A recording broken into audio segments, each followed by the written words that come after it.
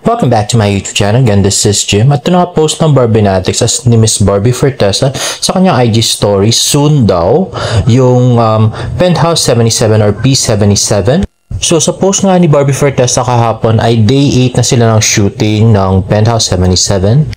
At next ay post ni Barbie Fortesa sa kanyang IG stories, minalamigin pero hindi pa rin nagdadala ng jacket.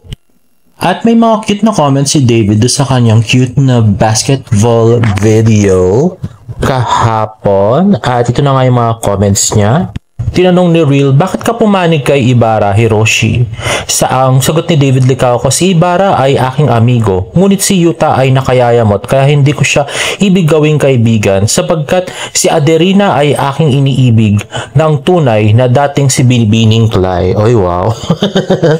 Tapos may nagtanong pa, kaano-ano nyo po si Fidel? Ako ay galing sa puso at isipan ni Binibining Clay. Uwe, sabi naman ni IZ. Tapos nag-tweet naman si Miss Yu Tanaka, si Fidel ang tinutukoy, anong ako? Grabe si David, no? Embrace na embrace niya talaga yung character ni Fidel, so hindi ko talaga alam kung siya talaga yun. May mahal kay Binibining Clay o si in character lang yon. Anyway, at grabe yung effort niya kahit marami yung Barda fans at saka David stans na talagang galit na galit kay Barbie ngayon. Anyway, isang post ni Mrs. Isabel Bulatao sa Twitter, behind the scenes of Pambansang Ginoo, David Licauco shoot for preview best dress of 2024.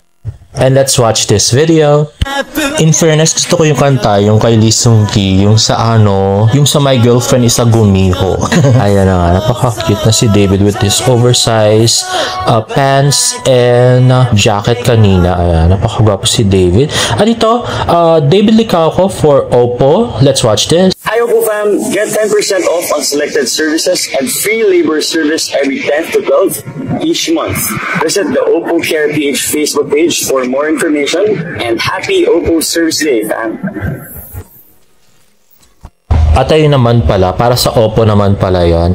Next ay post ni Pao. Sabi niya, saw David Licauco earlier at SM Oro, pakyat kami ng escalator, siya naman pababa. This woman was literal na too stunned to speak. Napaturo na lang ako, haha. Didn't had a chance to have a photo with him and I didn't bother to call him na rin since baka magulat na para nagmamadali rin. But binilisan ko ang pag-open ng camera ng phone ko and took back shot na lang. He's so pogi. Ayun na nga, napakasimpleng manamit na si David Licauco at mukhang wala siya talagang kasama sa SM Aura, solo lang siya, no? Anyway, kaya pala ganun yung nangyari, kaya pala namasukan si Barbie bilang kasambahay ng mga Tanaka kasi doon pala sila pinatira ni Hiroshi. Ayan, we will leave, we will just need to pack our things. Sabi ni Hiroshi, you will surely be safer with us. You may stay at our home for now. Ayun na nga, napakagwapong si David. At ito na nga yung scene kung saan masukan daw nakasambahay si Adelina. At ito yung episode na aabangan natin bukas, guys. Let's watch this. Hanggat pa lang, Rigma, nung gabing dumating ka sa bahay, at tinigkan po ako. Maging ang iyong puso't labi, Rigma, ay hindi rin totoo. Hala, pinagtangkaan pala siyang halikan ulit ni Hiroshi. Pero fake lang naman yung mga kisses niyo, so parang baliktad, no? Ikaw, Barbie, talaga yung hindi totoo yung mga halik at labi mo. Joke lang. Ayun na nga, at mukhang nagkasundo rin sila kasi nagyakapan din. Next naman ay post ni James Licauco. So, nanood nga siya ng concert ni Bruno Major.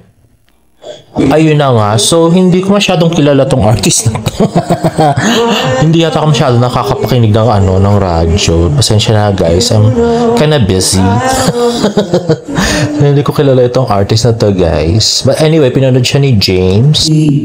Drinking love and dance till 3. I have everything I need.